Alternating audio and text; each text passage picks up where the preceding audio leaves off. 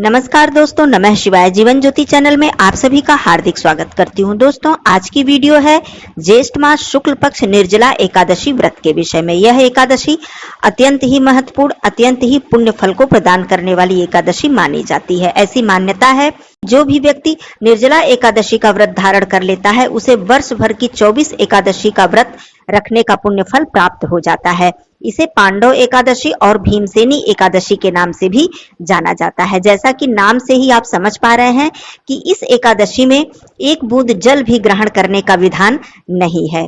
तो आइए इस एकादशी के विषय में संपूर्ण जानकारी लेते हैं कि व्रत किस दिन रखा जाएगा, 17 जून को या फिर 18 जून को। और सबसे बड़ा प्रश्न यह आ रहा है कि 17 जून को हमें संपूर्ण एकादशी प्राप्त हो रही है, ब्रह्म मुहूर्त से ही एकादशी हमें प्राप्त हो रही है, तो फिर क्यों हम 17 जून को एकादशी का व्रत नहीं धारण करेंगे? क्यों हम 18 जून को एकादशी का व्रत धारण करेंगे? दूसरा महत्वपूर्ण प्रश्न यह है कि क्या हम भोर में पानी पी सकते हैं, अर्थात अपना व्रत प्रारंभ करने से पहले सुबह 3 बजे 4 बजे के लगभग हम पानी पी सकते हैं या नहीं? क्या इस व्रत को हम फलाहारी भी धारण कर सकते हैं? जिन भी भाई बहनों की शक्ति सामर्थ्य नहीं है, शारीरिक दिक्कत है, तो क्या इसे फलाहारी भी हम धारण कर सकते हैं?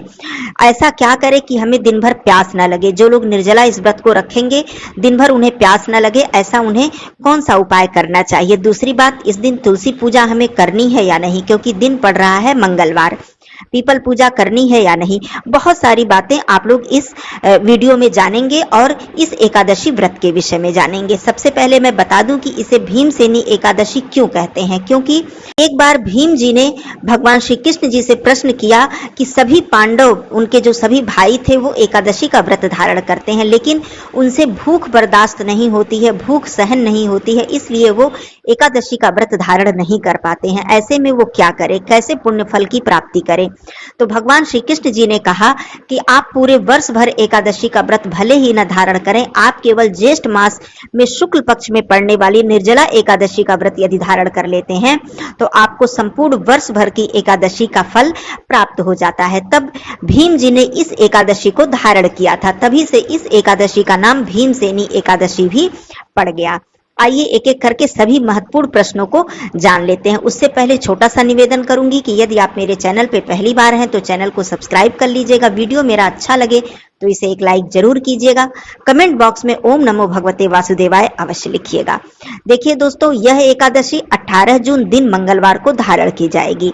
वैसे तो एकादशी तिथि प्रारंभ हो जा रही है 17 जून को ही ब्रह्म मुहूर्त में, और यह एकादशी तिथि समाप्त हो रही है 18 जून को सुबह 6:24 पर। कहने का मतलब 18 जून को हमें बहुत ही कम एकादशी प्राप्त हो रही है, लेकिन 17 को हमें संपूर्ण एकादशी प्राप्त हो रही है। लेकिन हम क्यों 18 को एकादशी रखेंगे, क्यों 17 को नहीं रखेंगे? देखिए, पहली बात तो यह निर्जला एकादशी है। जब एकादशी हर माह में जो फलाहारी एकादशी पड़ती है, तो ऐसी स्थिति जब आती है कि हमें 2 दिन उदया तिथि की एकादशी प्राप्त होती है, तो हम दोनों ही दिन व्रत रखने को कहते हैं, या फिर ऐसा कहते हैं कि आप चाहें तो इस दिन भी रख सकते हैं और आप चाहें तो अगले दिन भी रख सकते हैं।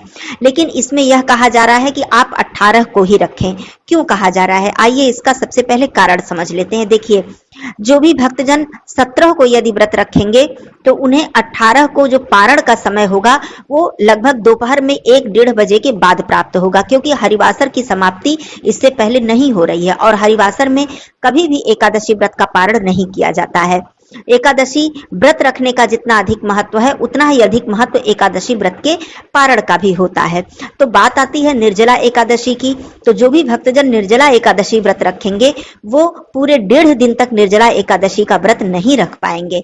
तो इसलिए 18 को एकादशी व्रत रखने की सलाह दी जा रही है। और दूसरी महत्वपूर्ण बात यह है कि 18 जून की जो एकादशी है वो द्वादशी युक्त एकादशी है, और हमारे शास्त्रों में द्वादशी युक्त एकादशी को बहुत ही पुण्य फल को देने वाला बताया जाता है। कहा जाता है, जो भी व्यक्ति द्वादशी मिश्रित एकादशी का व्रत धारण करते हैं, उन्हें सहस्त्र गौदान का पुण्य फल प्राप्त हो जाता है। तो आप सभी लोग बिल्कुल ही निसंदेह निसंकोच द्वादशी मिश्रित एकादशी का व्रत धारण करें, और 17 को आप लोग दशमी के जो नियम होते हैं उसका पालन करें, अर्थात ब्रह्मचर्य का पालन करें, लहसुन प्याज का त्याग कर दें, शुद्ध सात्विक भोजन ग्रहण करें।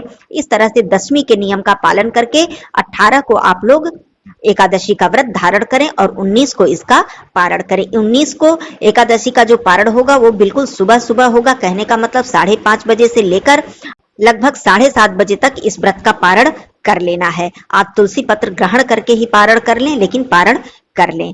ये बात हो गई। चलिए अब आगे सबसे जो महत्वपूर्ण प्रश्न इस एकादशी के विषय में आता है, वो अक्सर भाई बहनों का यही प्रश्न आता है कि भोर में हम कितने बजे तक पानी पी लें, क्योंकि रात्रि में जब हम भोजन इत्यादि करके पानी पीकर सोते हैं तो हमें जब अगले दिन निर्जला एकादशी का व्रत रखना होता है, जैसे कि करवा चौथ या तीज का व्रत रखते हैं, तो सभी महिलाएं सुबह उठकर भोर में जल इत्यादि, फल का जूस इत्यादि लेती हैं। तो क्या निर्जला एकादशी में भी हम सुबह उठकर ब्रह्म मुहूर्त में हम जल फल इत्यादि ले सकते हैं? तो मैं बता दूं, बिल्कुल ले सकते हैं। वैसे बहुत से लोगों के मन में यह प्रश्न आता है कि जैसे ही 12 बजता है वैसे ही अगला दिन शुरू हो जाता है। तो घड़ी के हिसाब से तो समय बदलते ही अगला दिन शुरू हो जाता है, तारीख बदल जाती है, दिन बदल जाता है। लेकिन हमारा जो सनातन धर्म है, हमारा जो हिंदू धर्म है, हमारे जो ज्योतिष का जो नियम है, वो यही है कि सूर्योदय के बाद ही अगली तिथि और अगले दिन की मान्यता होती है। तो इसमें आप जब निर्जला एकादशी का व्रत आप बिना जल के रखेंगे तो आप ब्रह्म मुहूर्त में अर्थात 3:30 बजे के लगभग आप पानी पी सकते हैं। पानी में आप एनर्जी ड्रिंक भी ले सकते हैं, शरबत पी सकते हैं, या फिर आप फल ले सकते हैं, फलों का जूस ले सकते हैं, लेकिन अनाज वाली कोई वस्तु आप ग्रहण मत कीजिएगा। तो इस तरह से कोई एनर्जी ड्रिंक आप ले लेंगे तो दिन भर आपको प्यास कम लगेगी। वैसे ज्येष्ठ मास है और भयंकर गर्मी होती है, तो यह व्रत कठिन भी है रखना, लेकिन फिर भी भगवान की कृपा से सब कुछ बेड़ा पार हो जाता है, वही बेड़ा पार करने वाले हैं। अब देखिए बात आती है दूसरा प्रश्न कि क्या इस व्रत को फलाहारी भी रखा जा सकता है? तो मैं यहाँ पर स्पष्ट रूप से बता दूं कि व्रत न रखने से अच्छा है कि आप व्रत को फलाहारी ही रख लें। मान लीजिए कोई भी भाई बहन ऐसे हैं जिनको शारीरिक दिक्कत है, क्षमता नहीं है निर्जला व्रत रखने की, तो भगवान कभी ये नहीं कहते हैं कि आप अपने शरीर को कष्ट पहुंचाकर मेरी भक्ति करो। ऐसा बिल्कुल भगवान नहीं कहते हैं, क्योंकि उनके भक्त को कष्ट होगा तो भगवान को स्वयं कष्ट होता है। तो आप व्रत छोड़ने से अच्छा है कि आप फलाहारी व्रत रखकर भी इस व्रत को धारण कर सकते हैं। बिल्कुल भी संशय अपने मन में मत लाइएगा। लेकिन व्रत को छोड़ने के लिए मैं नहीं कहूंगी, क्योंकि ये बहुत ही उत्तम और सर्वश्रेष्ठ व्रत माना जाता है। जो लोग प्रत्येक माह का व्रत नहीं रखते हैं वो भी ज्येष्ठ मास की एकादशी का व्रत रख लेते हैं। तो ये बात हो गई, आप लोग फलाहारी रख लीजिएगा। दूसरा भी उपाय मैं बताती हूँ, दूसरा नियम कि यदि आपकी थोड़ी भी शक्ति सामर्थ्य है तो पूरे दिन आप निर्जला रख लें व्रत को। संध्या पूजन, आरती, नैवेद्य, भोग प्रसाद आदि अर्पित करने के बाद, पूजन अर्चन करने के बाद पानी में तुलसी दल डालकर आप जल ग्रहण कर लें, कुछ फल इत्यादि ले लें संध्या के समय, तब भी आपका व्रत मान्य होगा। भगवान की कृपा आप पर बनी रहेगी। ऐसा नहीं है कि आपका व्रत खंडित हो जाएगा। तो इस तरह से पूरे दिन निर्जला रखकर संध्या को आप फलाहार इत्यादि ले सकते हैं। भगवान के चरणों में आप जो भी प्रसाद अर्पित करें, फलाहारी प्रसाद, उसी प्रसाद को आप ग्रहण कर लें और तुलसी दल डालकर थोड़ा सा जल ग्रहण कर लें। इस तरह से आपकी एकादशी पूर्ण मानी जाएगी। अब दूसरी बात मैं करती हूँ कि मंगलवार का दिन पड़ रहा है, तो क्या इस दिन हम तुलसी पूजा करेंगे? क्योंकि एकादशी के दिन माता तुलसी जी की पूजा करने का विशेष विधान है। तो देखिए, जहां तक रविवार की बात आती है तो रविवार का दिन वर्जित बताया गया है माता तुलसी जी की पूजा करने के लिए। और एकादशी के दिन माता तुलसी जी को हम जल अर्पित नहीं करते हैं, रविवार के दिन भी हम जल अर्पित नहीं करते हैं। लेकिन लोक परंपरा में मंगलवार को भी माता तुलसी जी को जल हम अर्पित नहीं करते हैं। और एकादशी है तो एकादशी को जल अर्पित नहीं करेंगे, पूजन इत्यादि हम करते हैं। लेकिन बहुत से जगहों पर मंगलवार के दिन माता तुलसी जी को धूप दीप अर्पित हम नहीं करते हैं, दूर से प्रणाम कर लेते हैं। ये बहुत से घरों की परंपरा है। यदि आपके घर का ऐसा नियम है तो आप जरूर इस नियम को मानिएगा। नहीं तो एकादशी है, आप जल अर्पित ना करें, धूप दीप माता जी को अर्पित करके आप उन्हें प्रणाम कर सकती हैं, परिक्रमा इत्यादि आप लोग कर सकते हैं।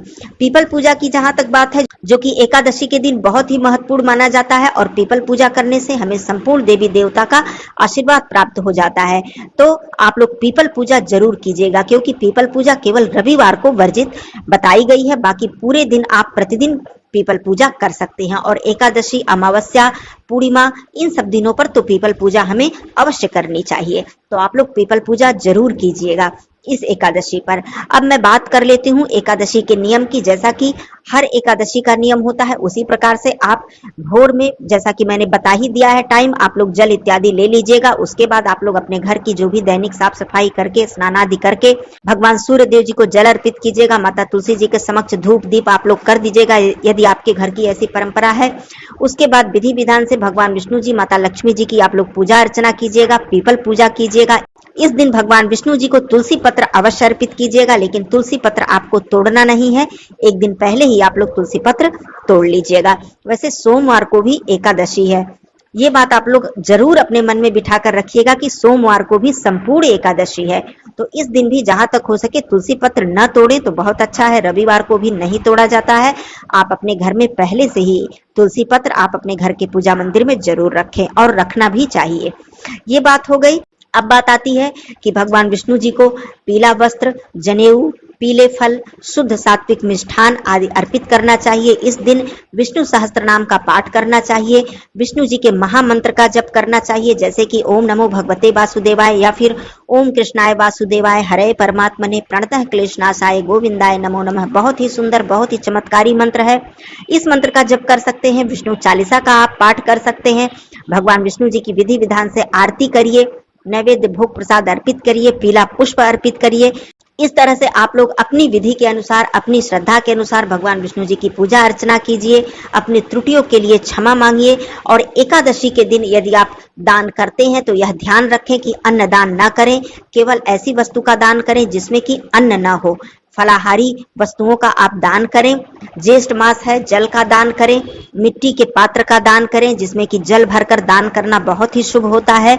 और इस तरह से आप पूरे दिन, जैसा मैंने पहले ही बता दिया कि फलाहारी या निर्जला जैसी भी आपकी शक्ति सामर्थ्य आप रखें व्रत को, और दिन भर नाम जप करते रहें, भगवान जी का स्मरण करते रहें, उनके मंत्रों का जप करते रहें। संध्या पूजन जरूर करें, फिर से स्नान आदि कर लें, स्वच्छ वस्त्र धारण कर लें। एकादशी के दिन पीला वस्त्र धारण करना बहुत ही शुभ माना जाता है। तो संध्या पूजन आप फिर से करें और भगवान जी को धूप दीप नैवेद्य भोग प्रसाद अर्पित करके आरती करें, और फिर आप इस तरह से एकादशी का व्रत संपूर्ण करें। पारण का समय मैंने बता दिया है, क्योंकि बहुत ही सुबह सुबह आपको पारण करना है। पारण आप जरूर समय के अनुसार ही कर ले, क्योंकि यदि आप पारण त्रयोदशी में करते हैं तो आपको व्रत का कोई भी लाभ प्राप्त नहीं हो पाता है। तो इस तरह से पारण का भी ध्यान देना हमें बहुत ही जरूरी होता है एकादशी के व्रत में। इसीलिए एकादशी का व्रत पारण के कारण ही इस एकादशी को हम लोग 18 जून को धारण कर रहे हैं। तो ये सारी बातें क्लियर हो गई। आपके मन में किसी भी प्रकार की यदि दुविधा हो तो जरूर प्रश्न कीजिएगा। फिर मिलती हूँ अगले वीडियो में। तब तक के लिए धन्यवाद। नमः शिवाय। हर हर महादेव।